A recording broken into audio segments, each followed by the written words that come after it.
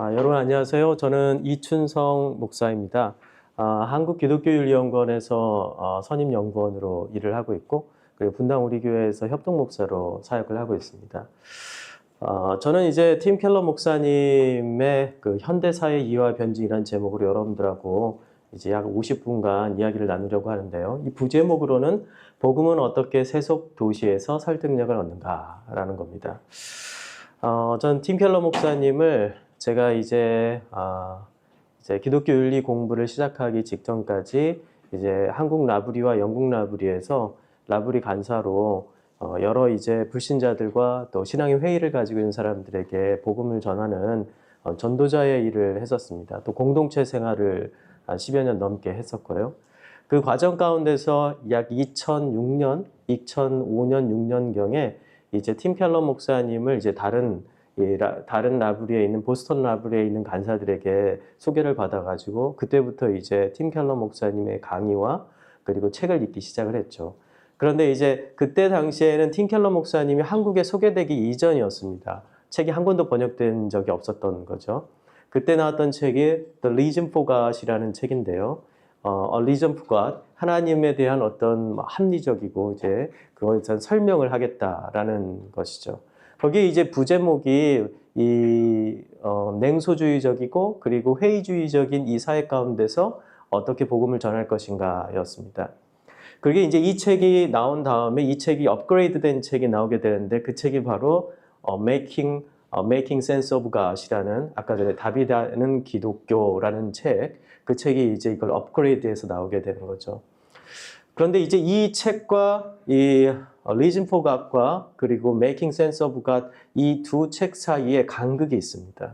이 간극의 시간 동안에 팀 켈러 목사님은 굉장히 우리가 이해할 수 없을 정도의 방대한 양의 독서와 스터디를 하게 되고 그리고 그 이전과는 완전히 다른다기보다는 한 차원 더 업그레이드된 그래서 이제 반지의 제왕에서 보면은 간달프가 회색 마법사에서 갑자기 이제 이 벼랑 끝으로 이제 떨어지고 난 다음에 다시 부활해가지고 왔을 때 어떤 존재가 되죠? 백색 마법사가 돼가지고 사람들 앞에 탁 나타나잖아요. 그와 같은 놀라운 변화를 겪게 되는데요. 오늘 제가 여러분들에게 말씀드린 내용은 바로 Reason for God과 그리고 Making Sense of God 사이에 있었던 약 10년간의 시간 동안에 이 팀 켈러 목사님이 이 회색 마법사에서 백색 마법사가 되어지는 그 과정에 대해서 여러분들에게 좀 설명을 해드리려고 합니다.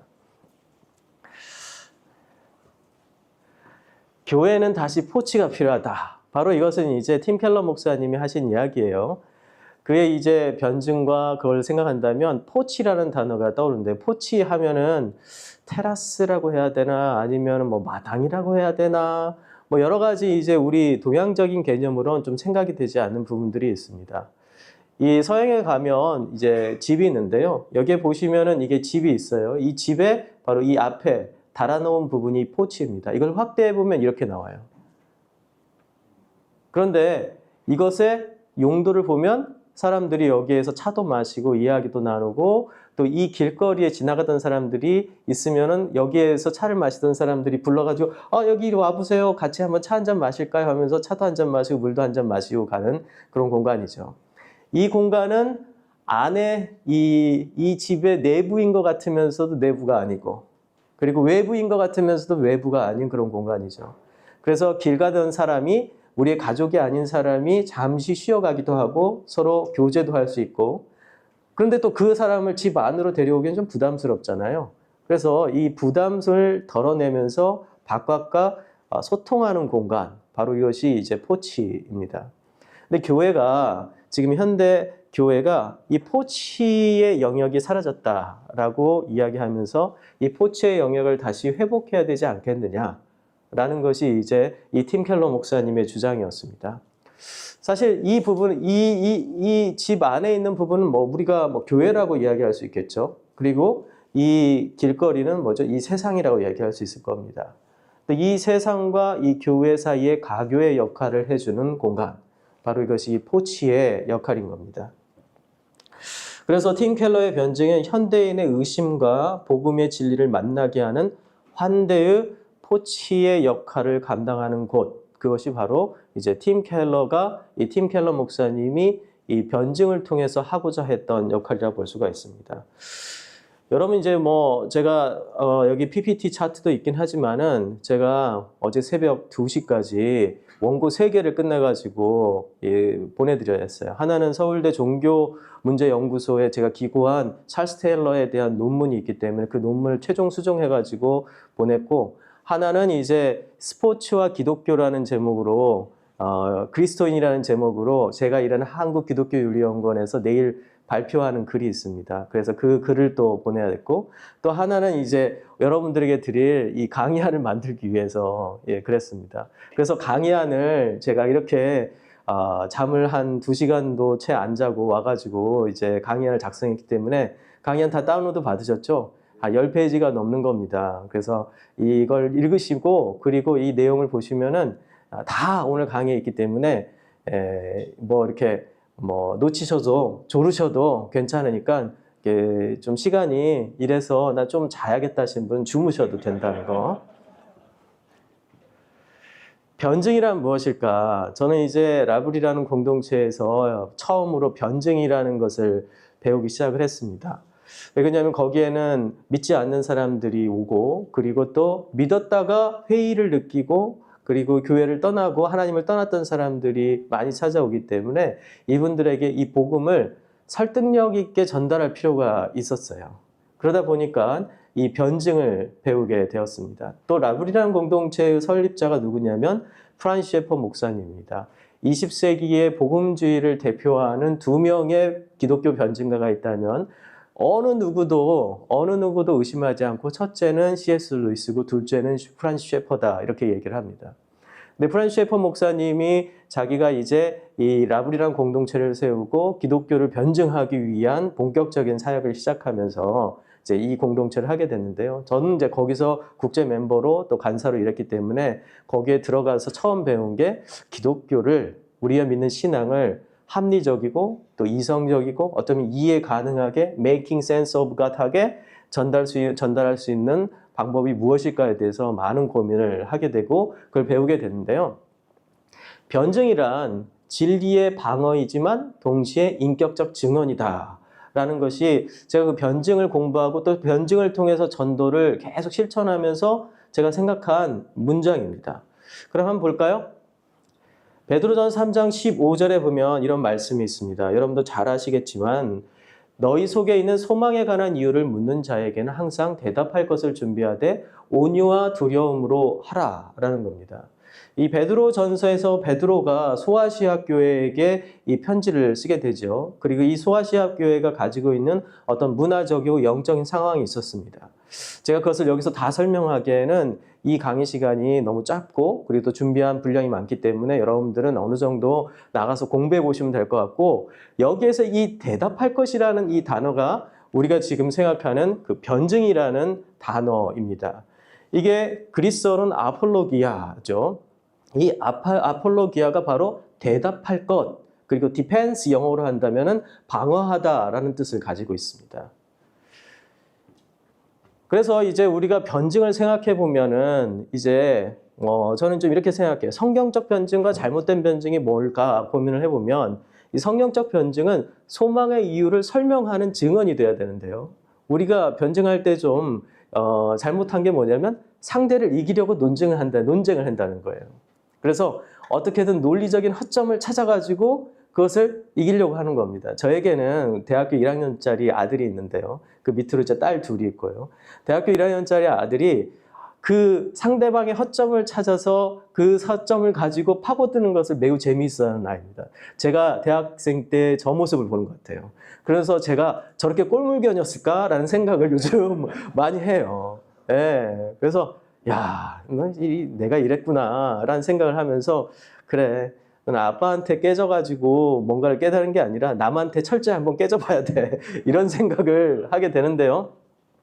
상대를 이기려고 논쟁을 하다 보면은 전체의 어떤 사람의 마음을 얻지 못하고 결국은 논쟁에서 이겼을지 모르겠지만 전도하고는 아무 효과가 없는 거죠. 그래서 소망의 이유를 설명하는 증언이 돼야 된다는 겁니다. 또 잘못된 변증은 뭐냐면 지식으로 상대를 압도한다는 겁니다. 그래서 제가 이제 저희 아들하고 대화 가운데서 통계적으로 의미는 있지만이라는 단어를 사용했더니 갑자기 통계적으로는 의미가 있지만이라는 것을 AI와 그리고 인터넷에 찾아가지고 아빠가 말한 통계적으로 의미가 있다는 말이 바로 이 뜻이에요? 데미는 거예요. 그래서 아니거든요. 근데 제가 한 말은 그런 뜻이 아니거든요. 네가 굳이 이렇게 말꼬리를 잡고 늘어져야겠느냐 하면서 이런 정말 그 순간 화가 치밀어 오더라고요.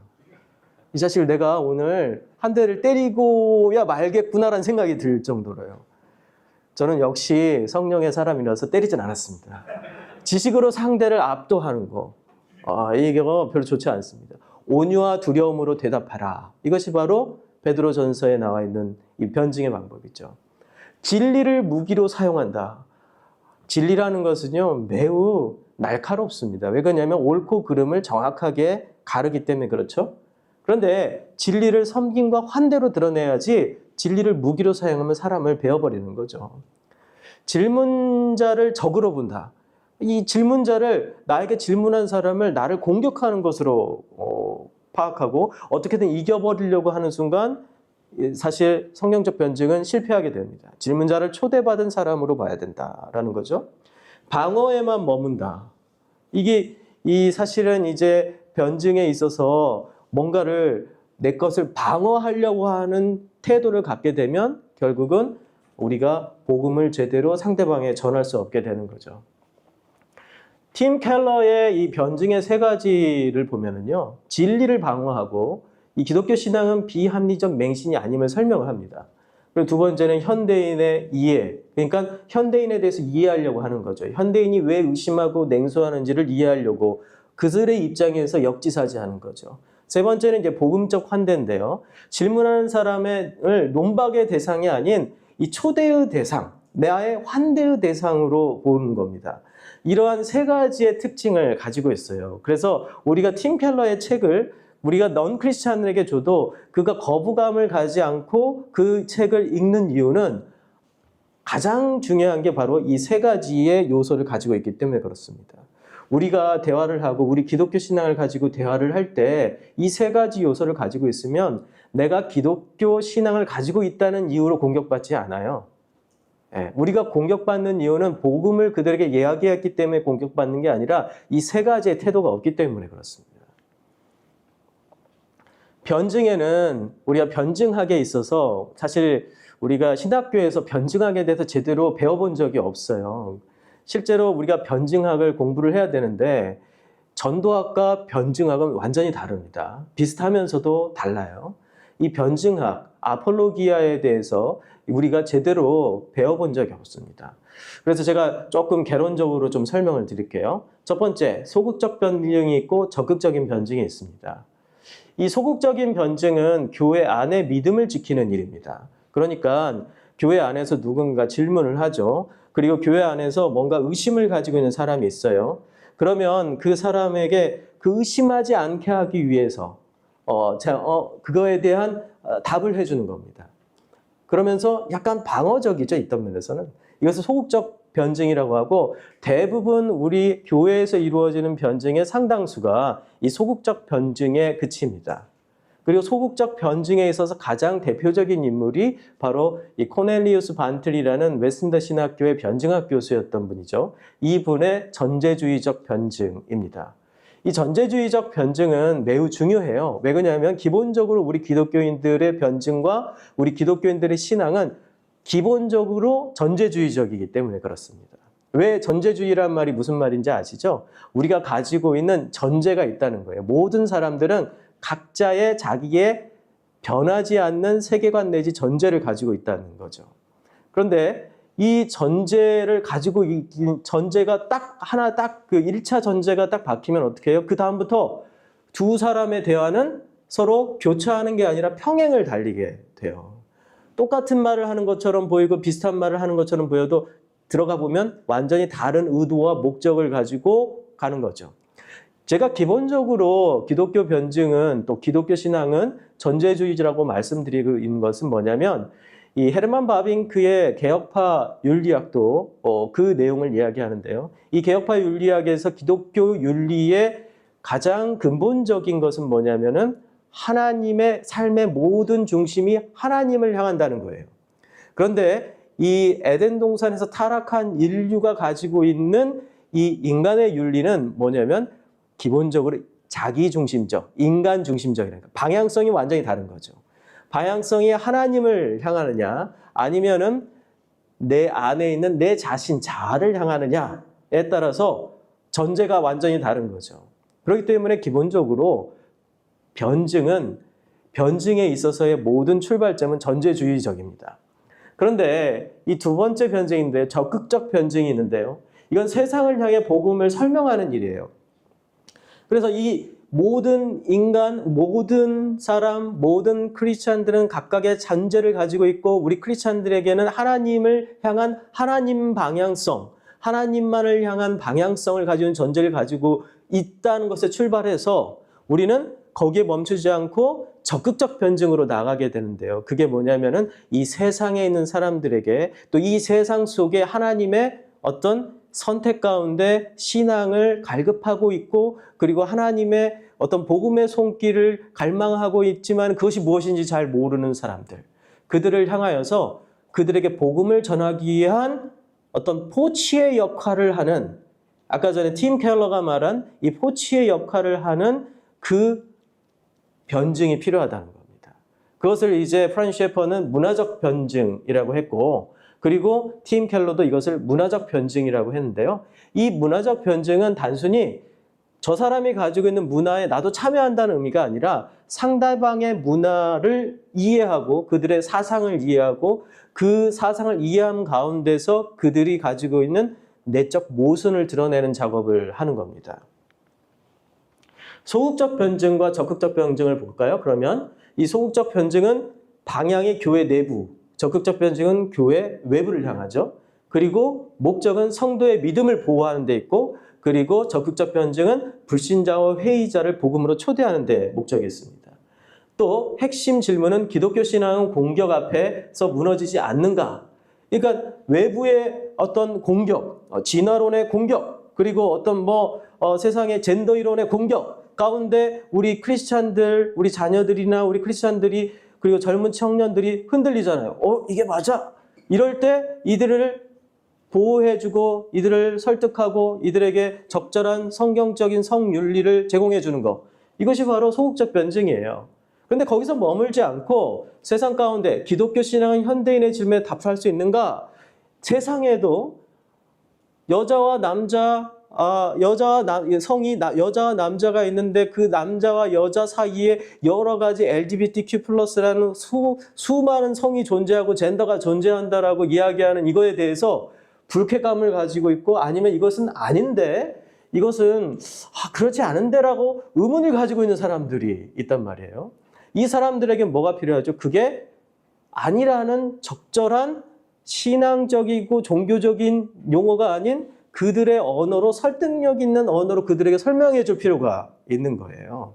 그러기 위해서 적극적 변증을 하는 겁니다. 그래서 소극적 변증의 용어 선택은 신학적이고 신앙적인 언어를 주로 선택을 하고, 그리고 적극적 변증의 언어 선택은 철학적이고 문화적이고 그리고 세속적인 언어 선택을 주로 하게 되는 겁니다. 전략에 있어서 차이가 있는 거죠.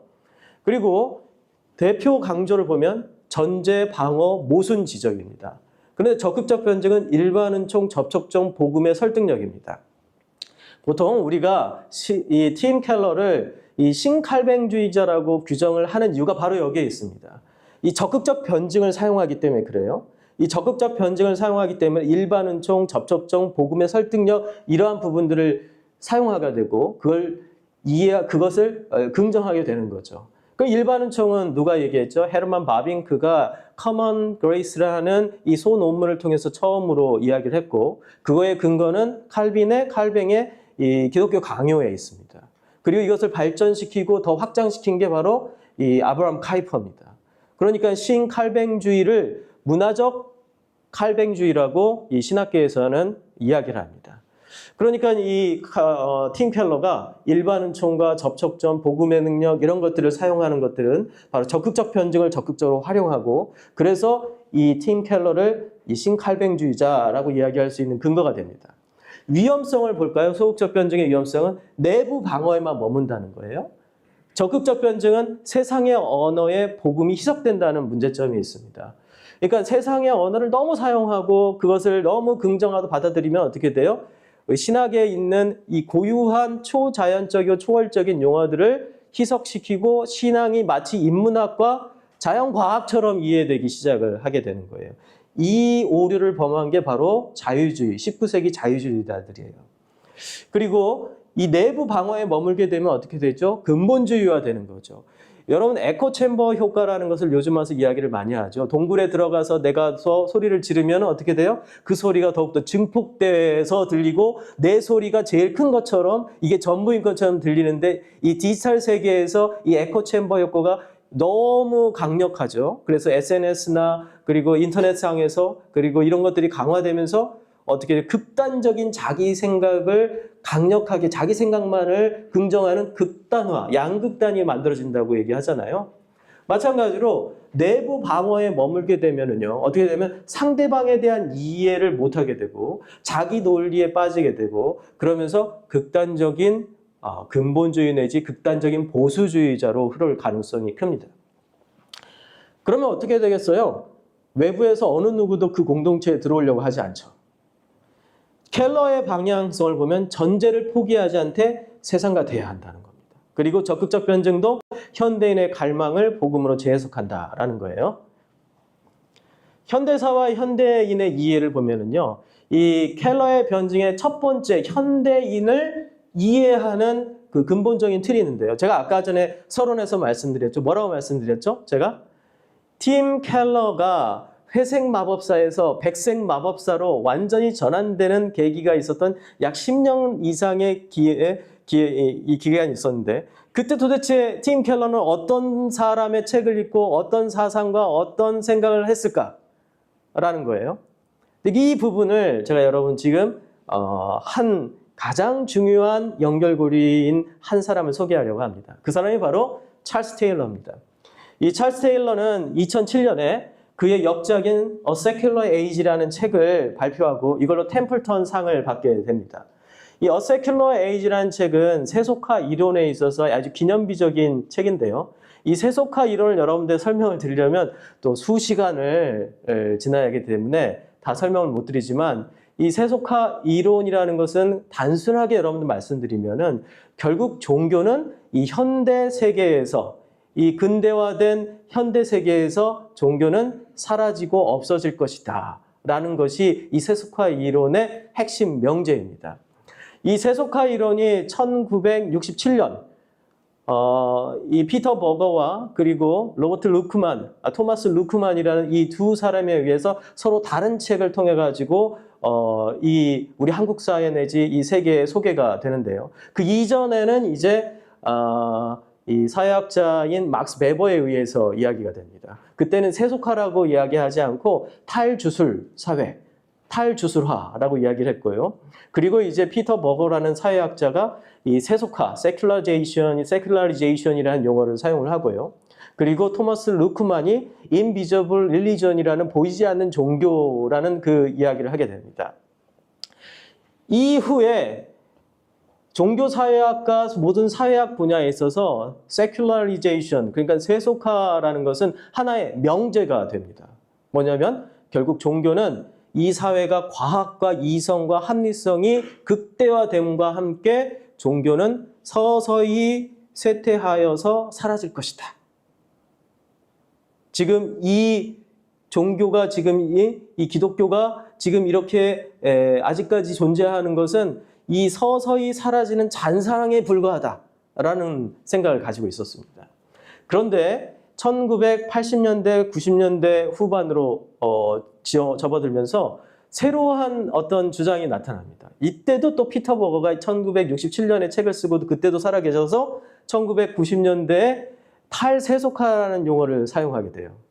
그러면서 이야기를 합니다. 아니 세속화로 모든 종교가 사라질 줄 알았더니 아니 저기 남미나 아프리카나 그리고 저기 아시아, 특별히 한국을 보니까 아니 뭐 기독교가 왕성하네. 이거 어떻게 설명을 해야 되나? 라고 생각을 하게 된 거예요. 그래서 이 부분이 바로 탈세속화다. 세속화를 지금 탈출하고 있구나. 라고 이렇게 이야기를 하게 됩니다. 그러나 이제 이걸 보고 그러면 우리 이제 다시 기독교의 왕국, 기독교의 어떤 헤게모니가 더욱더 강력해지는 세상이 되겠구나라고 기독교인들 중에는 이 교회 이 사람들 중에는 기대한 사람들이 있어요. 그러나 피터 버거가 얘기하는 것은 탈세속화가 세속화가 이제 없어졌다는 말이 아니라 세속화가 다양한 형태로 나타나고 있다라는 것을 이야기한 거였습니다. 새로운 형태로 전환됐다는 거예요. 그래서 나온 이론이 신세속화 이론이고요. 그리고 이 신세속화 이론까지 모든 내용들은 결국 어떤 한 전자를 가지고 있냐면 감산적 서사를이라는 이 명제를 가지고 있습니다. 속도의 차이는 있고 양상의 차이는 있겠지만 결국 종교는 현대사회가 계속 발전함과 동시에 역으로 내려갈 것이다 라는 거예요. 그런데 2007년에 이 찰스 테일러는 이 세큘라리제이션에 대한 새로운 정의를 하면서 세속화 3이라는 이야기를 하게 됩니다.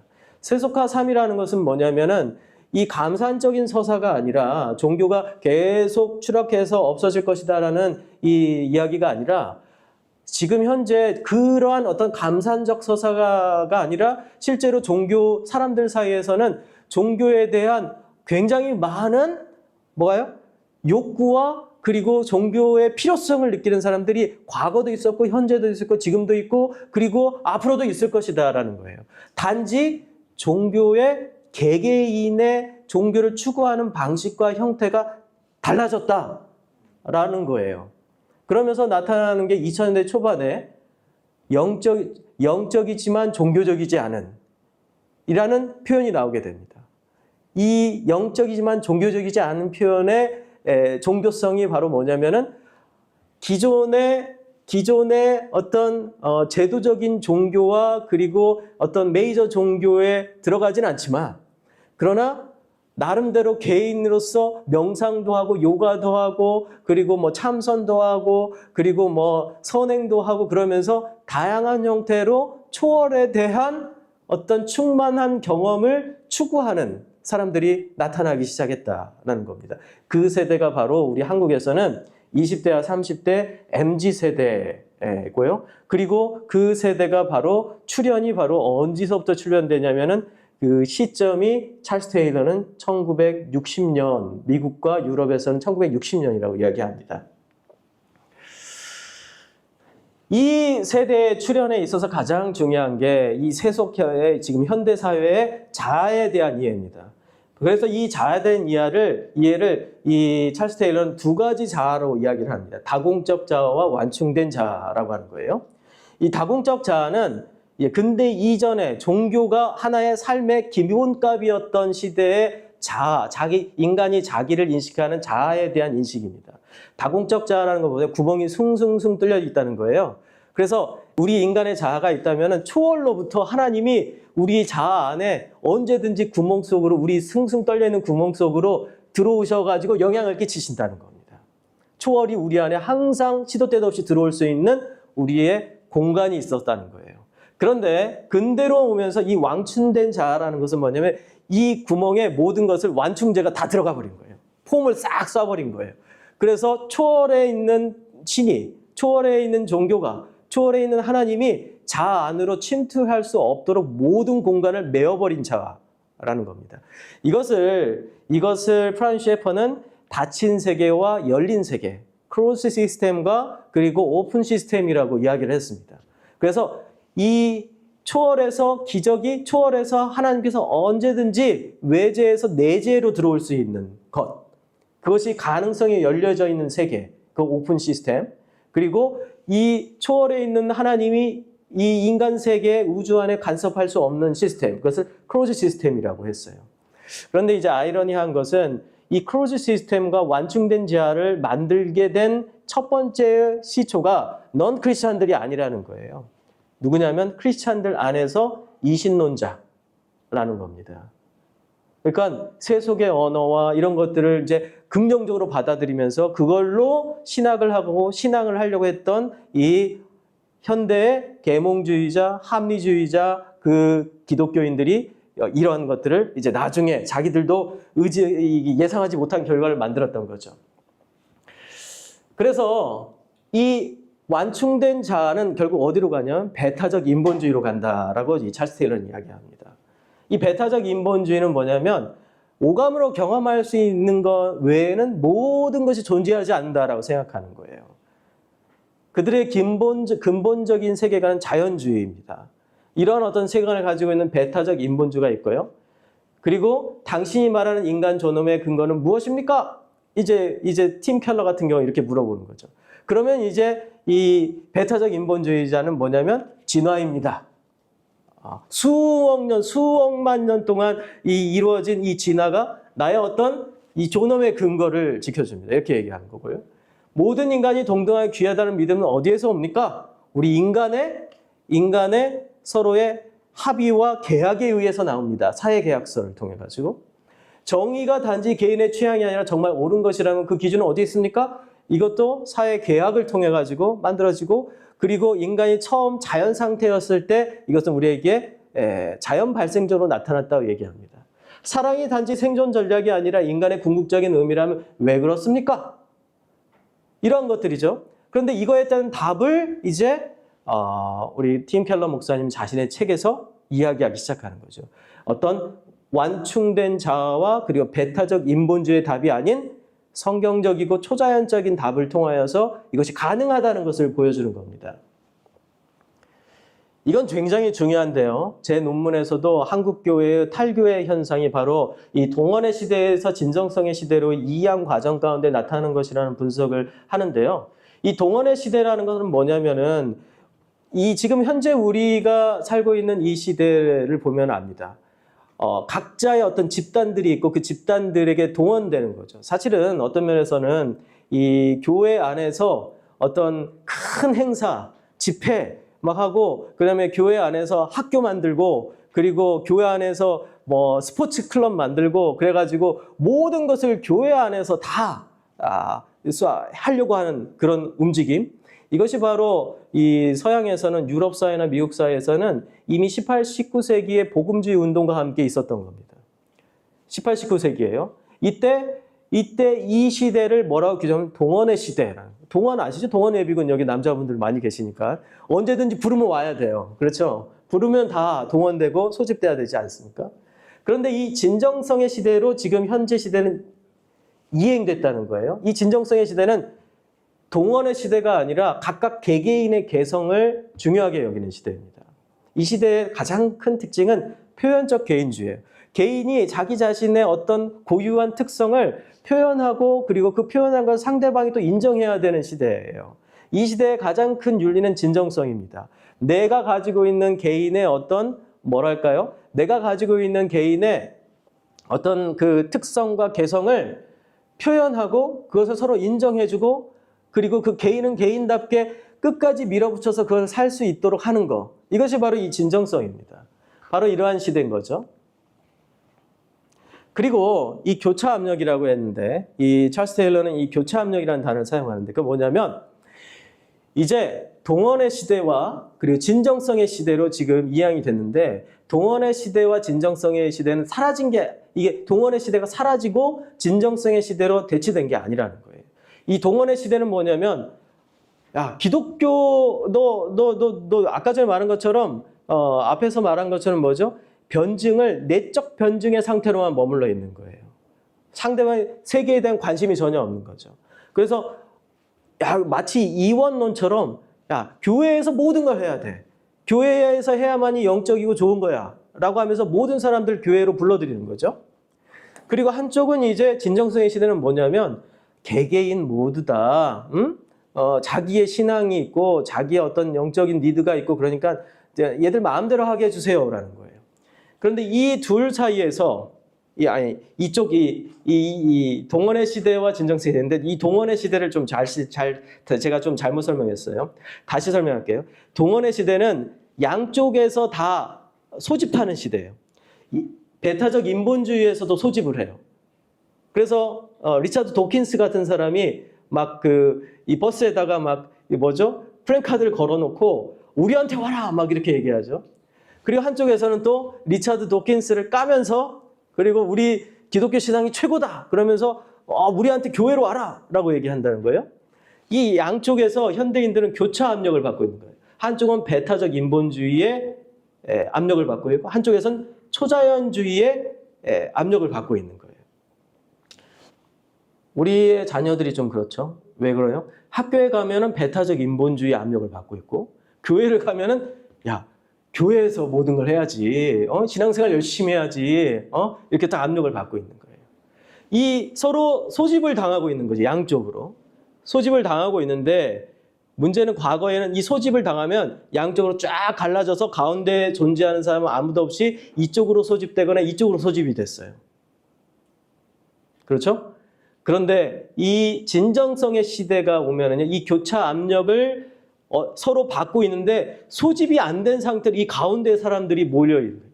교차 압력만 받고 있고 이 사람들은 어떻게 하냐, 이 교차 압력 가운데서 이쪽 것도 조금 취하고 저쪽 것도 조금 취해가지고 자기만의 취향이 있는 독특한 개인적 종교를 만들어낸다는 거예요. 이게 바로 교차 압력입니다. 여러분 이해하시겠어요? 그러니까 과거에 여러분들이 가지고 있었던 신앙생활의 관점으로 지금 현대 20, 30대가 이해가 안 되는 거예요. 얘네들은 지금 어떻게 생각하냐면 이쪽에 있는 것도 조금, 저쪽에 있는 것도 조금 자기가 좋다고 생각하는 것들을 해가지고 자기가 엮어서 자기만의 디자인을 만들어서 옷을 입고 있기 때문에 그래요. 과거에는 유니폼의 시대였다면 지금은 뭐예요? 그 유니폼의 그림도 그리고 뭣도 하고 자르고 해가지고 자기만의 옷을 만드는 거죠. 그렇지만은 교체 압력을 받고 있어요. 이게 바로 이 현대인의 지금 모습입니다. 켈러가 읽은 현대인의 내면의 구조는 바로 이거예요. 현대인 A, 완충된 자, 내가 판단하고 선택한다. 기독교 견유에 대한 거부감을 표시하죠. 현대인 B, 배타적인 인본주의, 하나님이 없이도 선하게 살 수 있다. 도덕적 근거에 대한 질문을 하죠. 경험적이에요, 더욱나. 믿지 않는 사람들이 일관적으로 도덕적인 삶을 살 때 경험적으로 그 사람들도 도덕적 원리로 살 수 있다면 사는 게 중요하지. 하나님께서 도덕적으로 우리를 선하게 창조하셨다고 말하고 그걸 믿으면서도 도덕적으로 살지 않은 사람이 있다면 그게 더 위선적이다라는 것을 이야기하죠. 현대인시 진정성의 윤리는 내 삶과 일치해야 된다는데 위선적 종교에 대한 민감함을 보이죠. 현대인 D, 교차 압력을 받고 있어요. 믿지 않지만 갈망하고 믿지만 의심한다. 복음과 만날 수 있는 접촉점을 지금 찾고 있는 거예요. 켈러의 변증과 성경적 비판 이론인데요. 저는 이제 오늘 지금 현재 찰스 테일러는 아까 전에 말씀드린 것처럼 팀 켈러가 회색 마법사에서 백색 마법사로 전하는 과정 가운데 지대한 영향을 끼친 사람이라면 이제 이 팀 켈러가 백색 마법사가 됐는데 거기에서 이제 자기가 못다 이룬 꿈이 하나 있었어요. 그게 뭐냐면 성경적 비판 이론을 만들고 싶다라는 꿈이 있었어요. 근데 그 꿈을 이룬 사람이 있어요. 그게 와킨이라는 호주의 복음주의 철학자인데 이 사람이 성경적 비판 이론이라는 책을 쓰게 됩니다. 이 성경적 비판 이론은 Biblical Critical Theory인데요. 제가 이제 작년에 IBP에서 이 책이 나왔을 때 5주간 강독을 하고 마지막 강의를 했어요. 이 책에 대해서. 이 책의 서문에 보면 팀 켈러 목사님이 죽기 전에 마지막으로 쓴 서문이 여기에 담겨 있습니다. 그리고 이 서문 안에는 이렇게 얘기를 해요. 내가 쓰고 싶은 책이었는데 제가 못 쓰고 바로 이 와킨이 이 책을 썼는데 너무 탁월하게 잘했다. 이런 내용이 들어있어요. 그런데 이 책에 있는 내용을 중에서 이제 이 책의 와킨이 팀 켈러를 수용하면서 동시에 찰스 테일러의 이론을 수용하고 이것을 어떤 하나의 완성된 이 팀 켈러가 완성하지 못한 변증의 마지막 고리까지 완성하는 장면이 있습니다. 이 부분을 오늘 좀 더 이야기하도록 할게요. 보통 이제 팀 켈러의 변증 그리고 설교의 구정을 FCF라고 하죠. FCF가 뭡니까, 여러분? 되게 유명한 말이잖아요. 이게 FCF가 뭐죠? fallen condition focus죠. 인간의 타락한 조건을 드러낸다라는 겁니다. 돈의 문제 아래에는 돈의 문제 아래에는 안전에 대한 갈망이 있다라는 거예요. 성공의 문제 아래에는 인정받고 싶은 갈망이 있다라는 거예요. 연애와 결혼의 문제에는 무조건적 사랑에 대한 갈망이 있다. 그리고 정의의 문제 아래에는 회복된 세계에 대한 갈망이 있다. 회의주의 아래에는 거짓 확신에 속고 싶지 않은 두려움이 있다.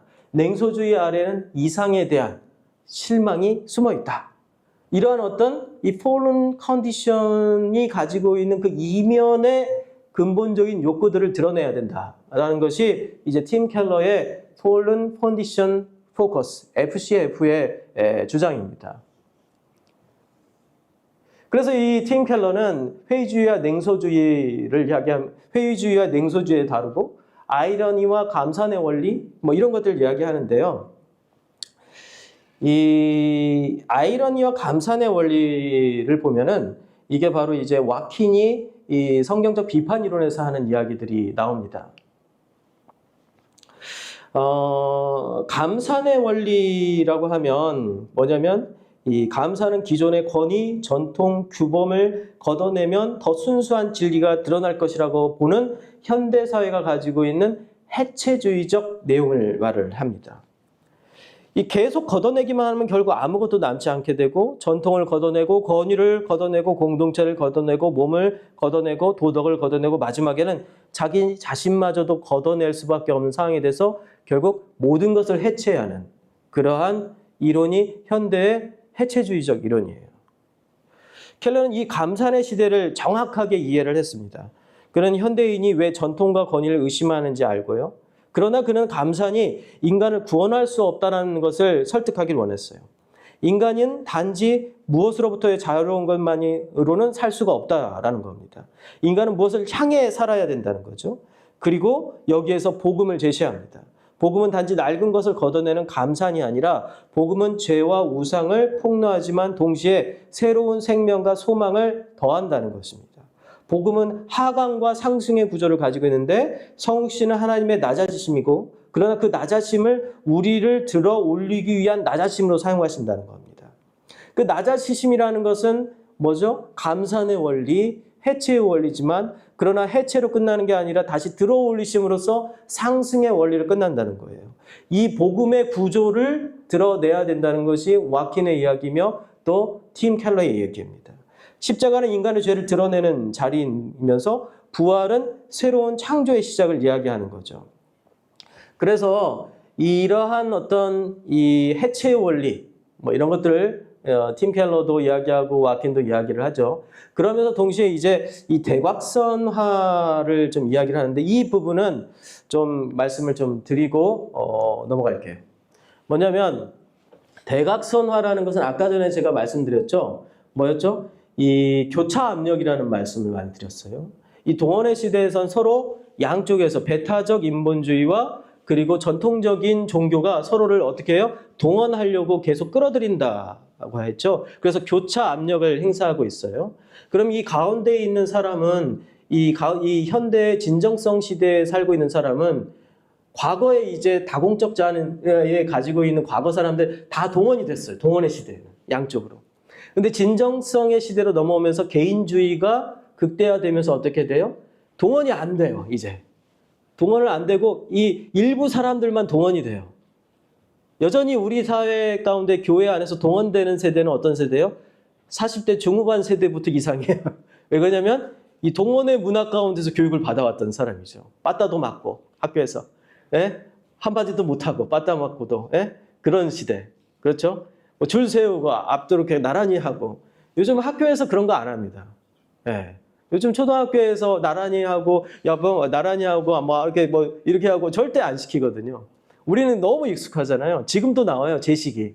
예, 군대에서 배웠던 제식이 지금도 나오잖아요. 그 동원의 시대 이렇게 동원을 하면 교회에서 동원을 하면 자연스럽게 우리가 동원되어 있는 상태를 볼 수가 있잖아요.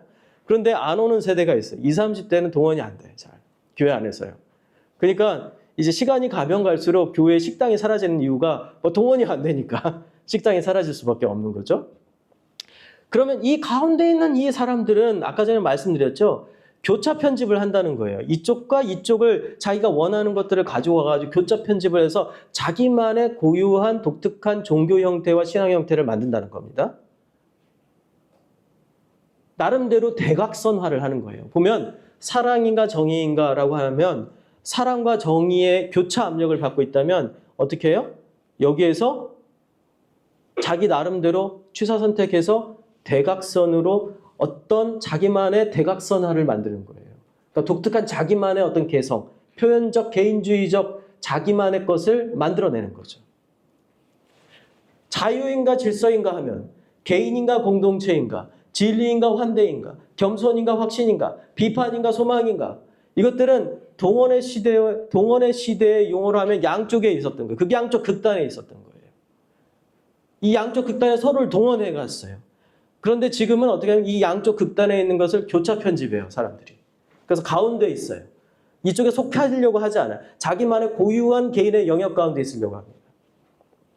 그런데 스스로 교차 편집한 내용이 진리이고 확실한지에 대한 두려움이 있어요. 근본적인 두려움이 있는 거예요. 불안이 있는 거예요. 아, 내가 지금 교차 편집한 게 옳은 게 맞을까? 이것이 진짜일까? 라는 두려움을 가지고 있고, 이것이 바로 찰스 테일러는 현대인이 가지고 있는 근본적인 불안과 두려움이라고 했어요. 그래서 팀 켈러는 정의인가 사랑인가, 자유인가 질서인가, 이것을 어떻게 해요? 진리와 환대, 세상에서는 진리를 지키면 배타적, 환대하면 상대적이라는 양쪽의 사이드에서 서로 동원을 하려고 했는데, 복음의 대각선화를 통해 가지고 팀 켈러 같은 경우에는 진리이신 그리스도가 죄인을 환대한다 라는 거예요. 진리와 환대를 하나로 묶어가지고 그것을 하나의 인격이신 예수님의 실천의 모습으로 딱 보여주는 거예요. 사랑과 정의, 사랑은 용서, 정의는 심판이다 라는 동원의 시대의 양극단에 있는 것들이 서로 동원했다면, 지금은 이 팀 켈러는 어떻게 해요? 십자가에서 사랑과 정의가 맞는다. 십자가는 사랑과 정의를 서로 양쪽으로 동원하는 문화가 아니라 이것을 하나로 만들어서 진리로 제시하는, 자유와 순종, 자유는 자기결정, 순종은 억압이죠. 순종은 일종의 전체주의적 문화를 이야기를 해요. 그래서 서로 자유의 자기결정과 순종의 전체주의적 문화는 서로 충돌하고 서로를 동원해요. 각자를 동원해요. 복음은 우상에게서 자유롭게 하여 하나님께 순종한다. 이렇게 얘기를 해요. 개인과 공동체가 있다면 개인주의 또 집단주의가 있죠. 그리스도 안에서 인격과 몸된 공동체가 함께 교회 안에서 선다. 비판과 소망이 있다면 비판하면 냉소주의, 소망을 말하면 아유 순진해 라고 얘기를 하죠. 복음은 죄를 폭로하면서 새로운 창조를 우리에게 소망을 약속한다 라는 겁니다. 이것을 팀 켈러는 어떤 복음을 통해서 그 상대방의 어떤 가지고 있는 모순을 드러내고 그것을 복음으로써 대안을 제시한다라고 했는데, 이것을 크리스토퍼 와키는 대각선화라는 용어를 만들어서 설명을 하고 있는 겁니다. 그리고 이것의 근본적인 현대사회에 대한 인식의 근원적 틀은 어디에서 온 거예요? 찰스 테일러의 교차 압력, 다공적 자와 그 다음에 완충된 자, 그리고 동원의 시대로부터 진정성의 시대, 그리고 진정성의 시대에서 일어나고 있는 상호 교차 압력, 그리고 그 교차 압력 가운데 각각 개개인들이 진정성의 윤리를 가지고 자기 자신을 독특하게 표현하는 표현적 개인주의, 여기에서 이 모든 걸 가져오는 겁니다. 그리고 마지막으로 사회적 상상과 다시 이야기하기, 이렇게 얘기를 할 수 있는데요. 이 사회적 상상이라는 것은 뭐냐면 근대의 사회적 상상이라는 그 찰스 테일러의 책이 있습니다. 이거 뭐냐, 근대가 가지고 있는 다원주의, 자유, 평등, 박애, 그 다음에 민주주의, 공론장, 이 모든 우리가 지금 경험하고 있는 것들이 사실은 종교개혁자들이 꿈꿨던 하나의 이상이었다는 거예요.